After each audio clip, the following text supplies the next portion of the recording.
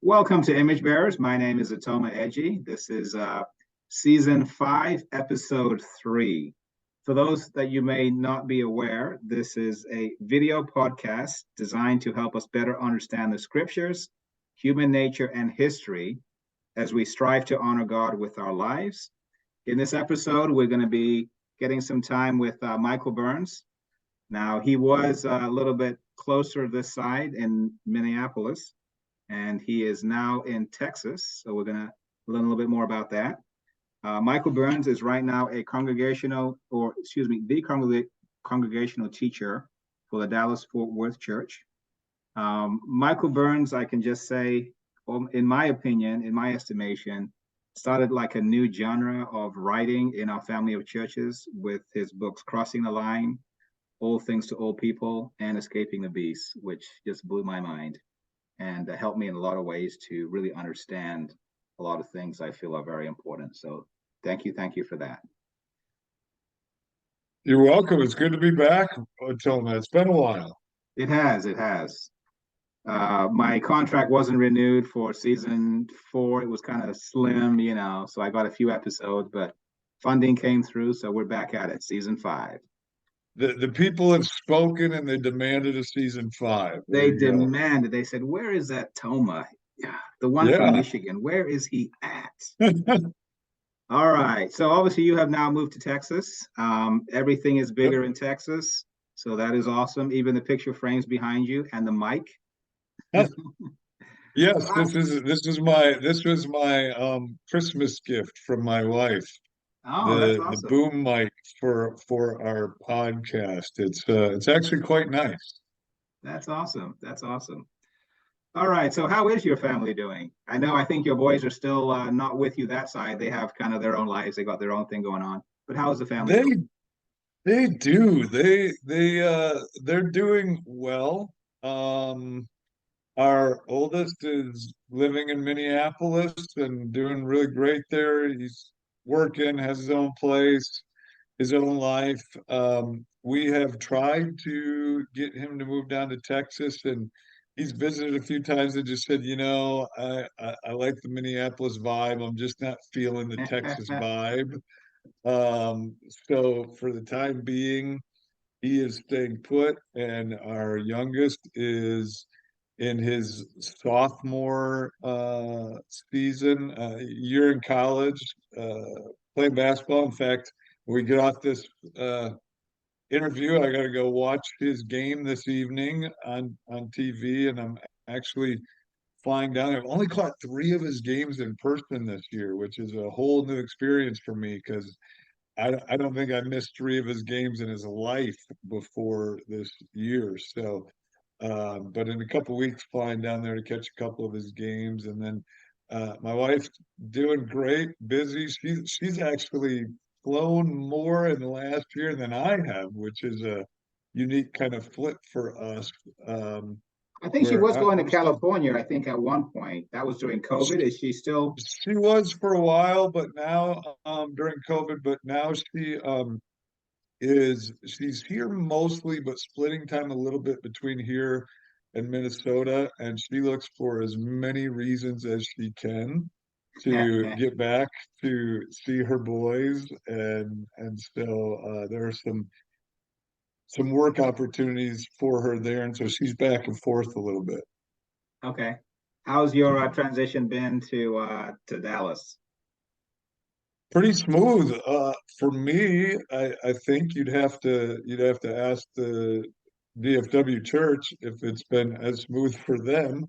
But I've enjoyed it. I'm enjoying being part of Texas. Just coming off a week or 2 ago, we had they call it the Texas Roundup, which is, in the Midwest, we had a similar thing where it was all the ministry staff in the Midwest, and we just called it the Midwest meeting. But here, they got a cool name. It's the Texas Roundup. Enjoyed that. Got to meet some new people that I don't know, and deepen some new friendships. And rekindle some friendships that have been around for quite a while. And so I'm enjoying being part of the church here. There are a number of regions in the Dallas-Fort Worth church, the Yeah, DFW I think I church. just And saw so John Lusk is now with you guys too, huh? that's the rumor. No, yeah, he just moved here. We have been to a grand total of one staff meeting together. Huh. Uh, it was actually a multi-day staff meeting training session, and I only was able to go for the first day, and I had to fly out to another teaching weekend, so I missed a couple days. But yeah, John is down here in one of the regions, and my role is actually congregational, so I get to Right. work with all of the regions and go around. So I'll get to do a little bit with John here and there. That's awesome. That's awesome. So I know one of the reasons I wanted to have you on this awesome image bearers, which I'm getting paid buku bucks for, is to find out about your trip to Africa. I know you were there recently. I think you were there for their heritage service. I want to say October or so. So how was your time in Africa most recently? Yeah, we were there for a few weeks in September of Um, 22, so just a few months ago. It was it was really good. It was actually interesting a little bit because we moved here to Dallas in June, but our house that was supposed to be done and ready did not get finished. It got pushed back until the end of August. And so we moved into the house for 2 days and then had to immediately take off for Africa for 3 weeks. So oh, 3 weeks. I didn't uh know. Okay. yeah, so that was interesting. Just short of 3 weeks, maybe something like that. But we went to South Africa, visited a number of churches there, Port Elizabeth, Durban, Johannesburg. Went to, now my memory is failing me, uh, Zimbabwe Okay. and Mozambique. Gotcha. Yeah. I'm guessing you probably don't have plans yet. Do you know when you might be heading back or? I do a trip has just sort of presented itself. It's not done yet, so I don't want to say where I'm going just in case it doesn't pan out. But I believe in July I will of 23 here, I will be back in that part of the world for a little while. Gotcha. So I know, I think since I've known you, you've been involved with work in Africa. Hmm. So what is it about Africa? How did you get involved? How did that come about? Yeah, I'll tell you the story because I love the story and it doesn't really involve me all that much, to be honest.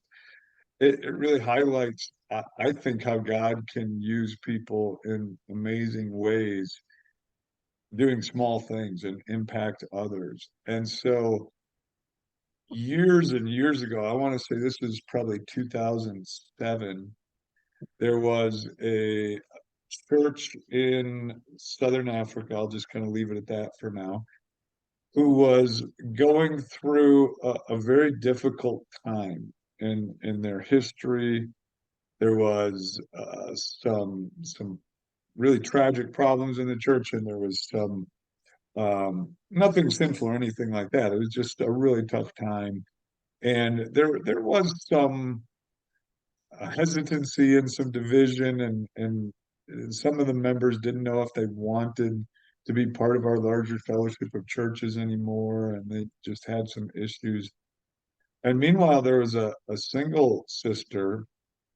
I think I can mention her name. I think she'd be fine with this. Her name was Amanda van der Vesten, and she is a psychologist, really well educated, intelligent, amazing, lovely sister. But she also had some health problems. And sometimes that made it difficult for her to physically attend church. Mhm. And I know a lot of people in that situation would pull back or make excuses, but instead she found ways to try to contribute to and build up the body. And so one of the things that she had done was, according to her, and I've heard from others, that one of the criticisms at that time in that area was there was maybe a need for deeper teaching that people had that they just were not Mhm. having access to. And so she became rather active online, search for those kind of resources, and found some of mine that were relatively new, and we had just moved at that time from Milwaukee to lead a little church in Fox Valley in Wisconsin. And she found some of those resources, found them helpful, printed them out, and started to share them with people in her church. And so after time, there was a new church leader that wound up leading the church, but he was not a full-time ministry guy. He had not had any experience doing that, but a great brother, incredibly intelligent and knowledgeable. And in fact, he's a teacher today. And I won't give away too much, but he was probably on your podcast very recently. And so he emailed me and said, "Hey, can I get some input on leading a church?" And I think I emailed him back something to the effect of, "Wrong dude. I've been leading a church for about a week and a half. I don't know what I'm doing." You raised your hand, Otoma. Yeah, be in the back of the class here. So, was it commentaries that you had put together? Is that one of the things that they had seen, or It was okay? correct. Yeah, so I had actually started before going into the ministry full time. My wife and I led a preteen ministry, and we got rid of the preteen curriculum and said, if we're going to teach these kids, we're going to teach them the Bible. And so we started teaching them through the Bible book by book in a fun way that was understandable and relatable to them. But I started writing them short little commentaries that they could understand to teach them through the Bible. And the parents actually started asking me for those commentaries. So we put them online so that they could access them, and that's what she had found and started distributing them. And so the brother um, started reaching out and saying, "Hey, can we, correspond?" And so we did for a little while, and then I think at some point after a few weeks. And by the way, we had no connection with Africa. Our churches weren't supporting Africa. I didn't know anybody in Africa at that time, never been there. And so he wrote me one day and said, "Hey, we would love to have you come to Africa and teach." And I was like, uh, okay. I kind of thought it was a joke at first. And then it turned out that he was serious. And next thing I know, my wife and I are on a plane over there. And I think I was nauseous the whole flight over because I'm like, I'm not up to the task of teaching these people. Like, I don't know what I'm doing. I felt really out of my depth. But I had made a vow as a young Christian that after studying out Mary and her response of "Let it be to me according to your word," that if God put something on my plate and I could say yes to it, I would. I would just trust him no matter how much I didn't feel up to the task. I would trust God and do it. And so this was definitely one of those cases. So we got over there, and the first night we were getting ready to go and teach. And I remember this brother said, "Now, just so you know, there's a portion of the church that won't come tonight because you're from the ICOC." And I was like, I thought we were all part of that Wow. fellowship. And so, he's like, "Well, there's some tension," and he had told me some of that, but I didn't realize the degree. And so I remember kind of thinking like, "Oh my goodness, I'm in way over my head here." And but we stayed, and God works through weakness and foolishness because in that situation, you probably should have gone over and taught on conflict resolution and grief and overcoming and lamenting and all that. I didn't do any of that at Toma. I did like 2 weeks with the church on how to read and interpret the Bible for yourself and how to study it for yourself. But, maybe because it wasn't heavy and it was new and, whatever, God just used it and used that church in amazing ways. And before we even left, I believe they had asked us to come back in like 6 or 7 months and teach again. And so we did. And on that second trip, I think we got invited to Johannesburg to come and teach a little bit. I think part of that was they were kind of checking me out, like, who is this dude? We've never heard of him. And then it just rolled from there. The first 2 times I went, I was like, man, this is amazing. We got to go to Africa twice. I never thought I'd be here, probably never come again. And then the next year rolled around and they asked us, hey, would you come and take another teaching trip here? And so I said, sure. And I think that time we got to visit Botswana and Namibia and Zimbabwe and Zambia and just a whole load of Southern African countries.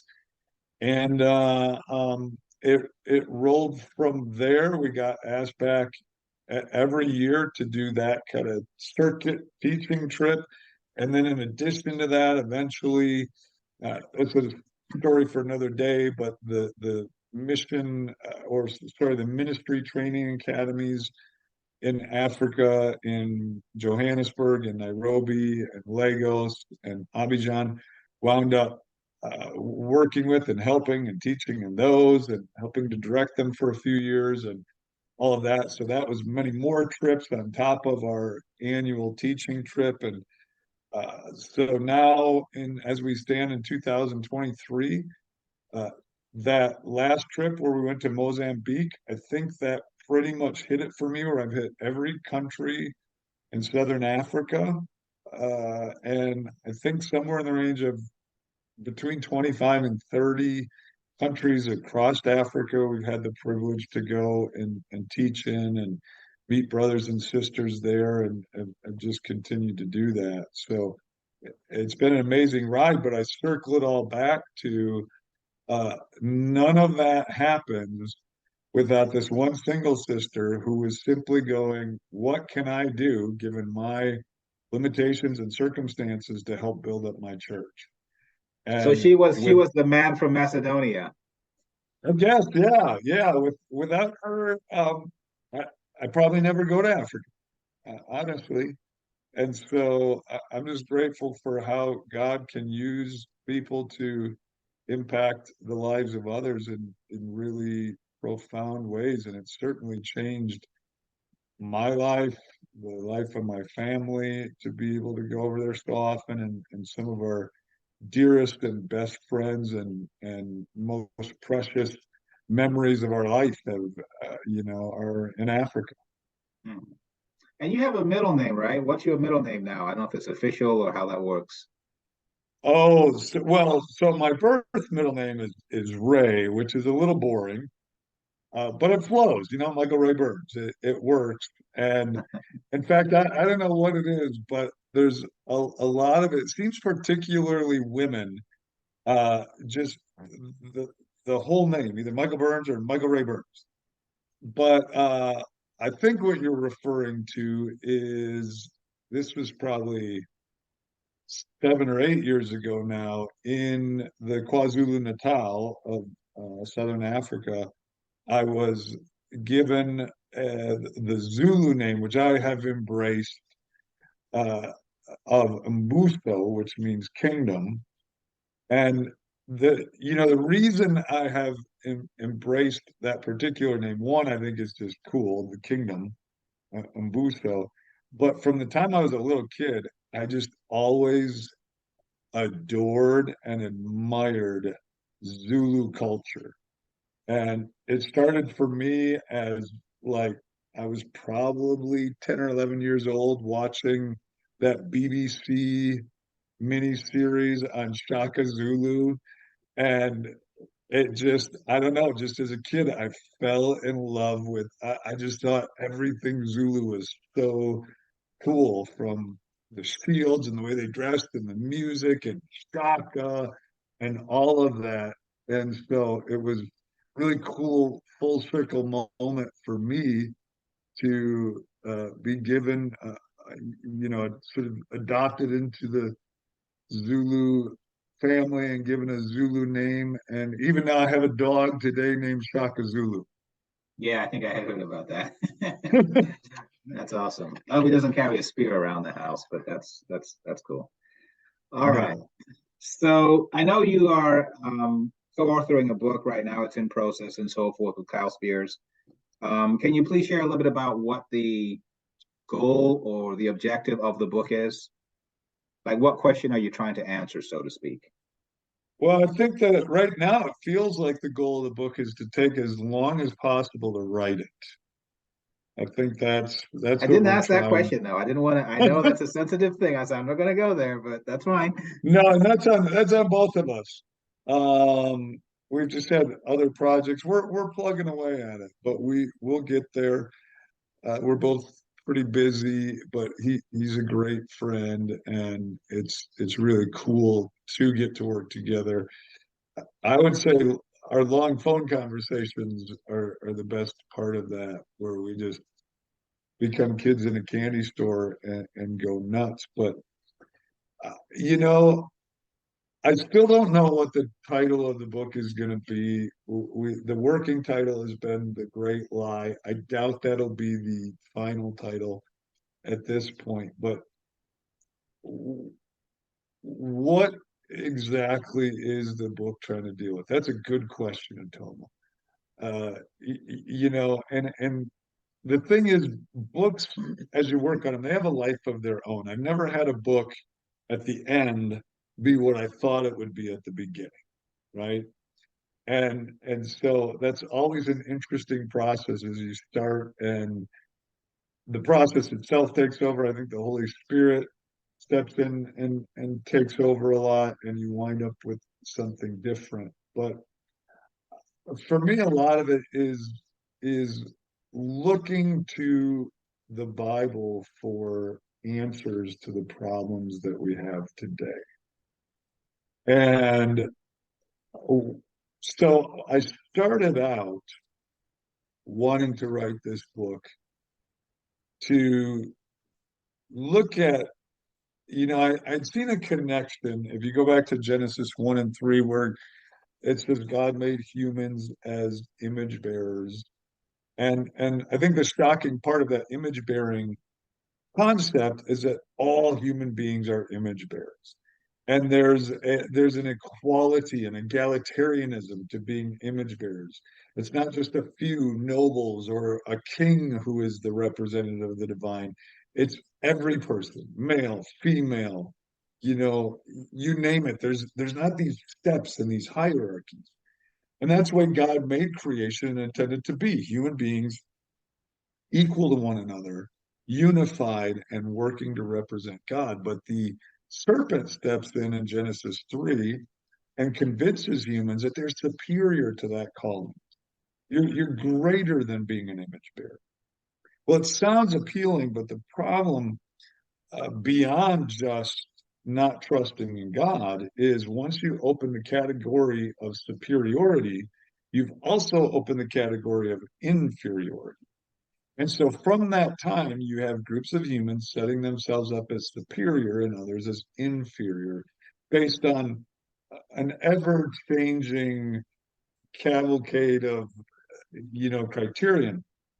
And so, but every society since then has had that issue of the steps rather than the flat, right? Right. So instead of being equal, we create these, and the existence of those steps is really injustice in the Bible. That's what injustice is these steps that we create. And some people get pushed down and they don't have the opportunities and advantages, and they're oppressed and shut out, and others are, raised up.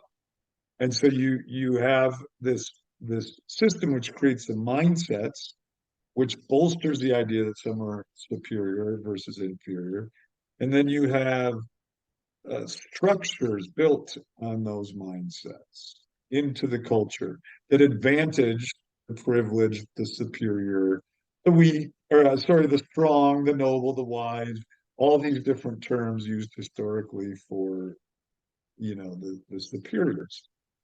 And so in Paul's day, the version that they had of those steps, that refusal to be image bearers, was social status. That was the big one. There were other ones, but there's always multiple versions, but there's usually one big one that really impacts society. So you have the mindsets and belief, you have the structures, and then those structures and systems become invisible because they're normal. And everybody just thinks that's the way society is, or that some people deserve to be higher and others don't, or they, whatever it is. But it just becomes normalized and people don't even see it. And so a big portion of this book is a really deep dive into First Corinthians to see how Paul, coming from somewhat outside of the culture, challenges the church there. They're a legit church. He calls them saints and all of that, but then he says there's a huge problem here. Yes, you're Christians, but the lie of superiority doesn't just disappear when you become Christians. And this is where the crux is, because a lot of times we think, well, if my heart changes when I'm converted, then that's all that needs to happen. That will wipe everything away. It's just heart change, right? And that's how we'll change the world. Paul says quite the opposite, actually. He's like, no, your hearts are in the right place, but you're still have those structures and systems of the lie of superiority. And here's where they are taking effect in the church.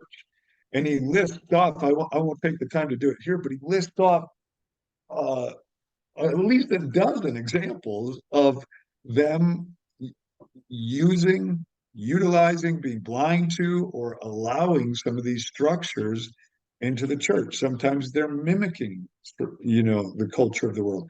Sometimes they're subjecting one another to the unjust systems of the world. Sometimes they are coming up with their own versions, all of that. And so he challenges them, but he comes down towards the end of the letter and says, here is my solution. And he's very clear, and we'll show this in the book, how his ultimate solution is we've got to, within God's people, within the church, we've got to remove these steps. In an image-bearing community, you can't have the vestiges of these steps still around. Otherwise, when the world looks at you, they don't see a new creation community. They just see a nicer version, maybe, of the steps, the injustices. And so with that in mind, I then look and I say, okay, well, what are some of our versions of the great law? Status it's still around, but not anywhere near the way it was in Greco-Roman culture. But what is very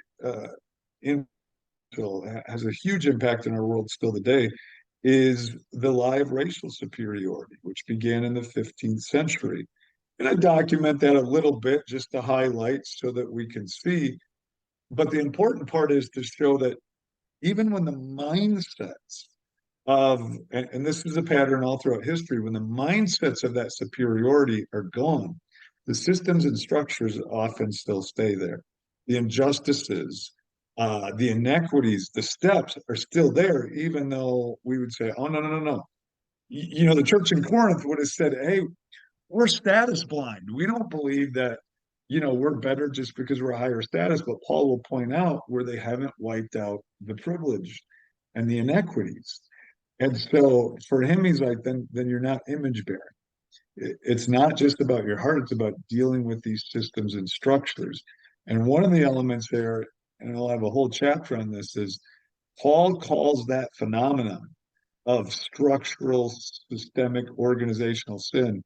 He refers to it as the powers and authorities, as this blast of spiritual warfare that causes systemic and structural sin. And that's a portion of sin, dare I say, half of the doctrine of sin in the Bible that we have largely ignored in modern times. We spend so much time focusing on just individual sin and changing hearts that we haven't heard Paul's voice or any of the other writers of the Bible on the importance of dealing with the powers and authorities, because they're the ones that build these steps. And so we look at the inequities of racial superiority. I don't even talk much about slavery and colonialism and those things, because I want to focus on the vestigial structures and inequities that exist since slavery ended until today, that we have not dealt with, that still impact our church.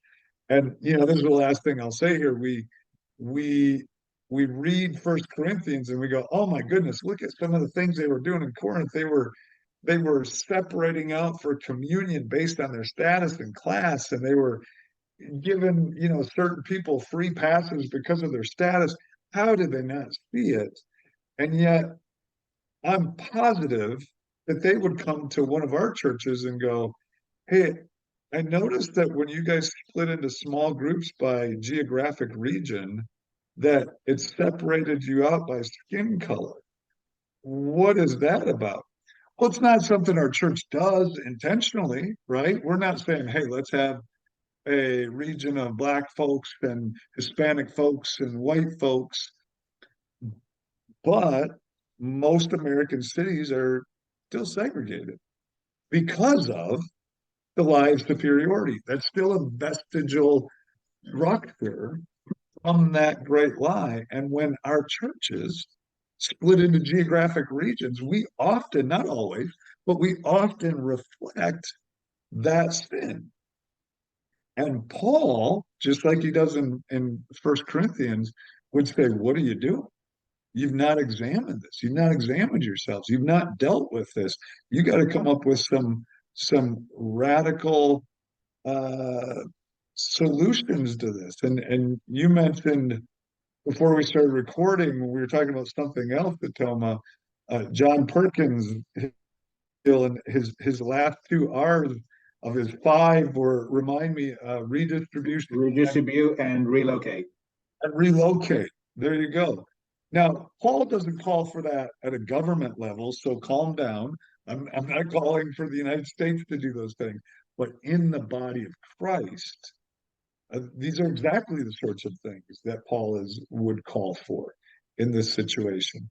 And so we look at that, and then I won't spend a lot of time because it's really outside of my expertise. That's why Kyle is writing portions of the book, but Kyle's going to examine the impact that trauma has in all of this and how to overcome that all sides, when you have injustice, all sides suffer trauma from it, not just those on the bottom half.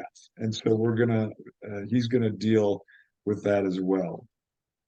I don't know if you know anything about George Gaganis' story, George and Irene, how when they're a white couple in I think he had retired from, I want to say, Abilene, but he then went to Japan, was a missionary there for a number of years, came back, and at the time he was in what we would call the mainline Church of Christ, and he was in like an old white Church of Christ.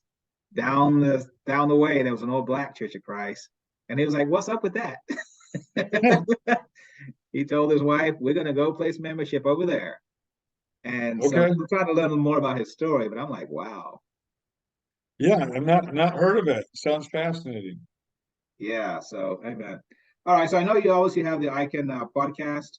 Can you please share about how it's going and plans for 2023? I know you did have, I think your most recent episodes, I just checked recently, are on Ephesians, and I think you finished up some episodes on Mark, of which you had Mr. Gombes on. We did, yeah, which was a lot of fun. Yeah, we switched up after 3 seasons of it being the All Things to All People with Michael Burns podcast. that was just me, and it was a little boring. So it's a lot more fun. We switched up in season 4. Jason Alexander and Gianna Hearn have joined me as co-hosts, and we switched the name to the Eikon Podcast. And our motto now is becoming trained readers who reflect Jesus. And we're trying to learn ourselves how to be great readers of the Bible and then share those thoughts and reflections and insights with other people. And we went through the book of Mark. We're currently going through the book of Ephesians. It's a lot of fun. We kind of have a simple framework that we do. We did have Timothy Gombis on to talk about Mark a little bit. We were going to try to have one other guest last year, a biblical scholar. If I said his name, you would know it, but he had some real health, like major health problems that came up last year and is just not able to do appearances at this point, and may not be with us in the present age for too much longer, which is certainly tragic. But in the future, we might have some more scholars and such on talking at points that make sense. If it was up to me, I could have Timothy Gombis on every week, but you'd probably get annoyed by that after a while. So we'll wait on that. But yeah, we have our regular episodes, and then we just recently started some Patreon episodes.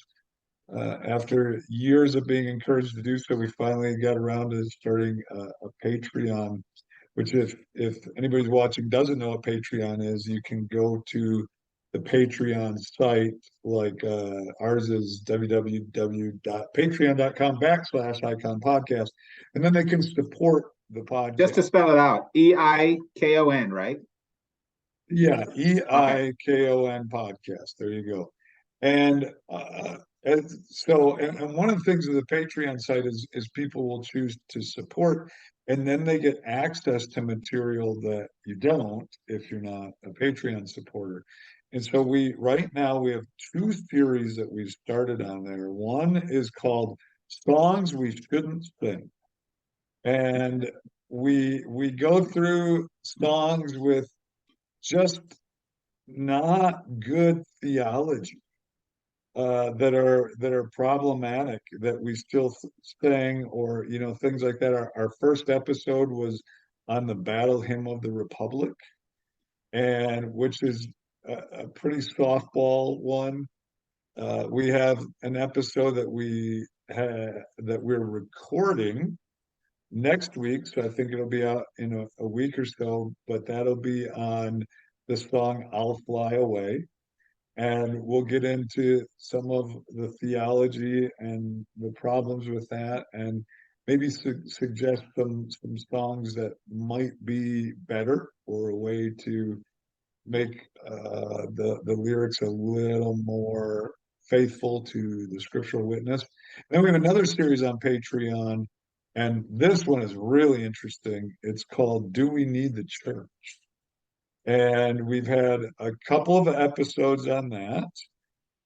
And the second one, which just came out today as you and I record this, it is on, is the kingdom of God and the church the same thing? And we talk about whether they are synonymous, and if they're not, what are some of the dangers and problems and implications of thinking that they are? And so we're going to be on both of those for a while, but especially the Do We Need the Church series, we're going to get really real and honest, I think, and ask some hard questions and explore some things about the church, and be real about it. One of the things is we have a tendency to be fakey and falsely positive about the church. And you never see that in the New Testament. But the church is so honest about their triumphalistic. Say that again? Triumphalistic. Yes. Oh, there you go. Perfect word. We are triumphalistic about it. Good news all the time. Yeah, and the early church, I mean, they aired their dirty laundry, but it's beyond just, well, they were honest. There's a really fundamentally important reason why they did that, and there's a really huge danger to us when we try to always just put our best foot forward and make the church look good. And there's short-term gain to that, but there is long-term, uh, really huge problem. So both of those series you can check out if you're a Patreon supporter. It almost sounds like, and I came up with this little thought, like the Pixar principle, Pixar. So like, the kids, so to speak, watch the shows, and whether it's Up or Toy Story, and they're laughing along. But then as adults, we're seeing a whole nother story going on. Sure, sure. And I think what you're doing with your teaching is actually helping us to see the real story in that Pixar story. Not saying what we have learned over the years isn't true. It is true, but there's a lot more deeper things that are in play than we may first see at first glance. And so I That's a definitely great appreciate it. analogy. That's a great analogy. I love that. Last two questions. What do you feel our family of churches are doing well, and what can we do better in your estimation? Um, Good one. Good question, Otoma. You stumped me.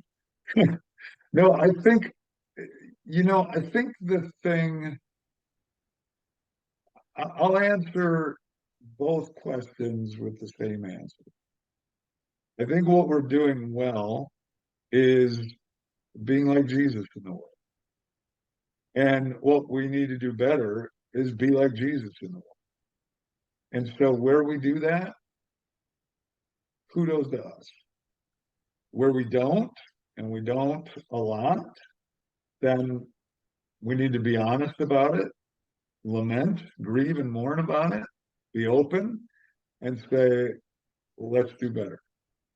And and and this is what I was kind of getting to when we start to present the church as like, look how great our church is. You are setting up for an inevitable fall because we are deemed righteous. We are righteous in Christ, but we are not on our own. We will blow it.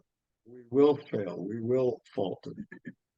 Where we're honest about that, there's great opportunity. But when we try, and I know we're doing it because we think God needs our help. We think like, well, people might not be attracted to God if the church doesn't look great. I think it's actually the opposite. And so the more we pursue and humbly and honestly act like Christ, the more people will see Christ. Uh, a church is only Christ-like to the degree to which it's like Christ. And so, we can grow in that and do better. And I'll give this analogy on a personal level, but I'm really illustrating both personal and corporate as a church. But when somebody meets me, and I've had other people say, "Oh, this person met you, and they said that you and your wife were just so loving and kind and hospitable, or what have you." I kind of chuckle inside because I know that that person didn't meet me. See, what they met was Christ living through me. Right. They met Jesus Christ. Mhm. They didn't meet me. Mhm. Um, and a friend of mine recently from Minneapolis reminded me of this. I was at his house church, and he gave this great little thought, and it really impacted me. And he was kind of sharing this idea that, I am introverted and shy and selfish and misanthropic, meaning I don't really like people a whole lot. I don't like to be around people. I don't like to be inconvenienced. I don't like to talk to people I don't know. Just all of that. And that's me. That's Michael Burns. So if somebody meets this person that looks like this, and they interact with somebody who's kind or patient or thoughtful or generous or hospitable, they have not met me. They have met Christ living in me. So, as a metaphor, the thing I'm doing well there is being like Christ, but the thing that I'm not doing so well is not being like Christ, and both are true. And I do think the challenge for the day right now, here's the verse that jumps out at me in Toma. 2 Corinthians 3:18, I'm just going to paraphrase it, but it says, we see each other with ever increasing glory on each other's face as the, reflects off, and talks about ever increasing glory. As we're transformed into his image. Yes, there you go.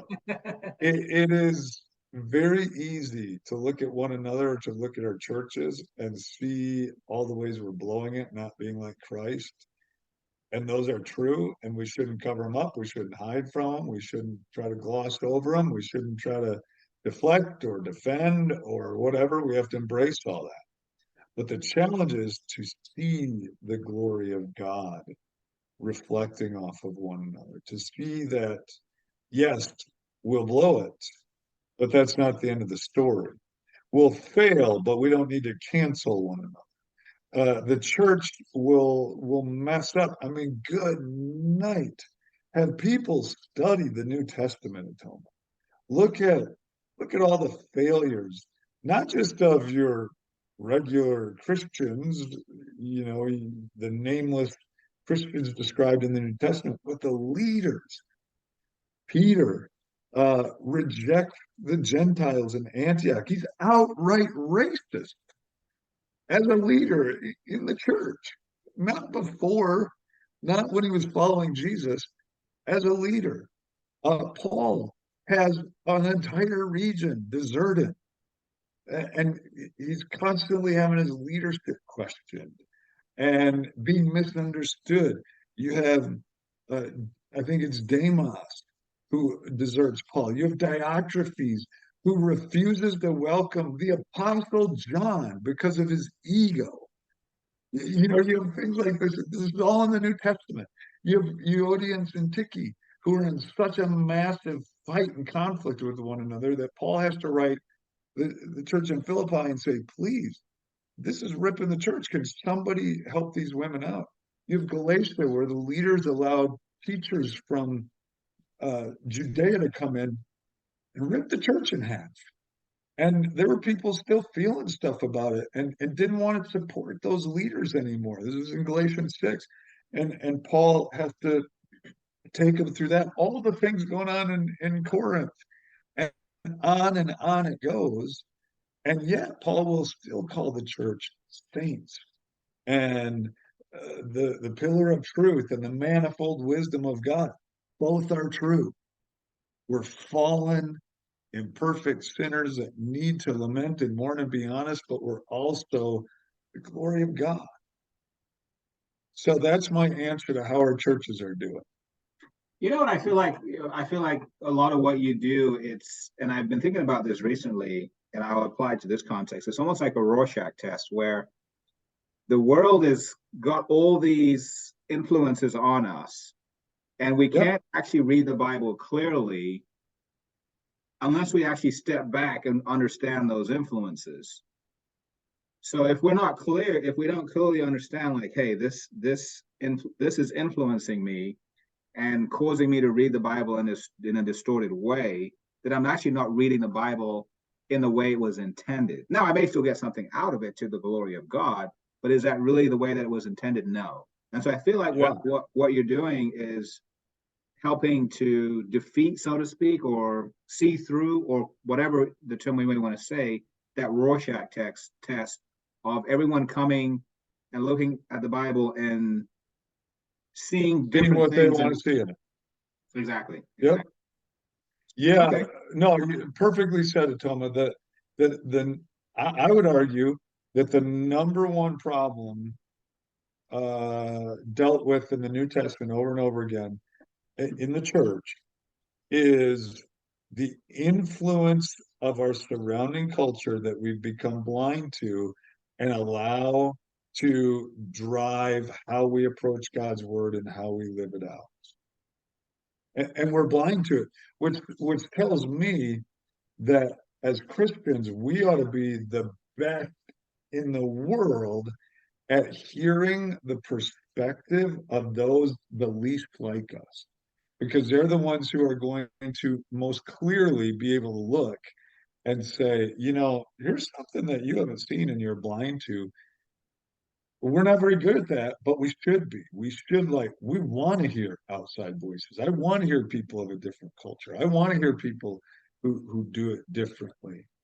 And, in my own personal life, I think one of the reasons that my wife is so insightful and able to help me in so many areas is because she's different culturally from me in every way. And so everything I do is kind of weird to her.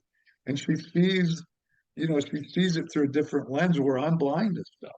And so as a church, we should be inviting outside voices from outside of our normal cultural group so that we can see with the blinders on. Mhm. All right, as we go ahead and wrap it up here, just have a question in reference to some books that you've read recently. What has inspired you? Maybe a few books that you can share about, and also books that you can recommend that people would read in 2023, maybe two or three.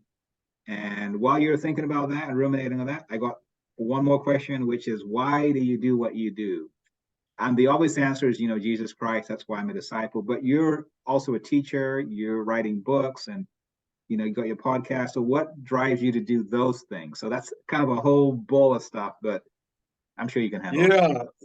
Yeah. There's one of my favorite scenes is in this old movie. I don't even like the movie. I just like this scene in Chariots of Fire. And the main character's sister, I think it is questioning him on, hey, you were gonna go be a minister. Why are you going to the Olympics and running and do all this? And God made you to be a minister or something like that. And he looks at her and he says, yeah, but God also made me fast. And I feel his glory when I run. And I'm not world class at anything like that guy was, but I feel God's glory in a special way, or his grace, I guess would be better flowing through me when I learn, when I read, when I share it with people. It's fun to me. It's exciting. It's a way that God designed me to be used by him. And so I will do that as long as people keep saying, hey, we want to hear from you. And we think, yeah, God uses you and it's helpful, then I'll do it. If that time passes, then I'll, take the trash out or find whatever other way I can to be useful. Um, and then as far as books, um, give me 2 seconds because I gotta grab this stack of books that I've finished reading this year, or at least turn them so I can see them, and then I'll be able to answer.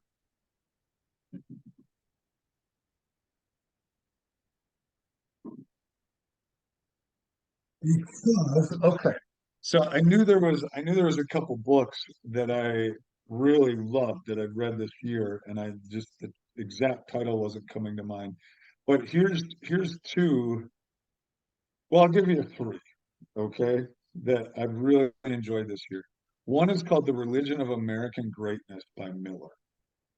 If you want to understand Christian nationalism, a fair look at Christian nationalism, written by a avowed conservative, but goes into the problems of Christian nationalism, that book is really seminal in explaining it and helping understand it's not a hit piece on conservatives. It's a balanced look at the problems of Christian nationalism and the issues that it presents. Uh, Another book is a very specific kind of book, but I really love it. It's by Alan Street, and his last name's a little unique, spelling. It's Streett, and it's called Songs of Resistance. I absolutely love that book. In fact, I'm going to give you two street books this year, because the other one is Caesar and the Sacrament. So Songs of Resistance looks at the songs of the New Testament and shows how they are anti-imperial in nature, and calling Christians to examine their allegiance to not just Caesar, not just Rome, although certainly that, but to their culture, to the values of the culture, and that again, it's that cultural influence that, there's the old saying that God took Israel out of Egypt, but took him a lot longer to get Egypt out of Israel. It's the same thing with the Christians. They were called out of Rome, but it took a lot longer to get Rome out of them. And so he looks at the songs of the New Testament.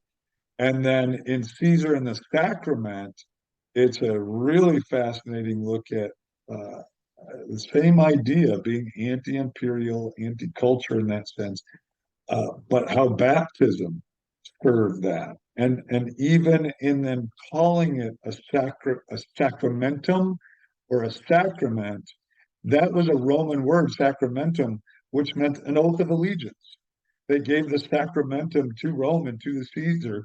And so calling baptism a sacramentum and saying, of course, Jesus is Lord rather than Caesar is Lord, carried really heavy implications with it. Street is a historian turned theologian. It seems like those are my favorite writers, is the historians turned theologians. I tend to gravitate towards that. So those are three books that I would really highly recommend if those sounded interesting and helpful to where you're at. Thank you. Wow, that's awesome. That is awesome. Mr. Mbuso.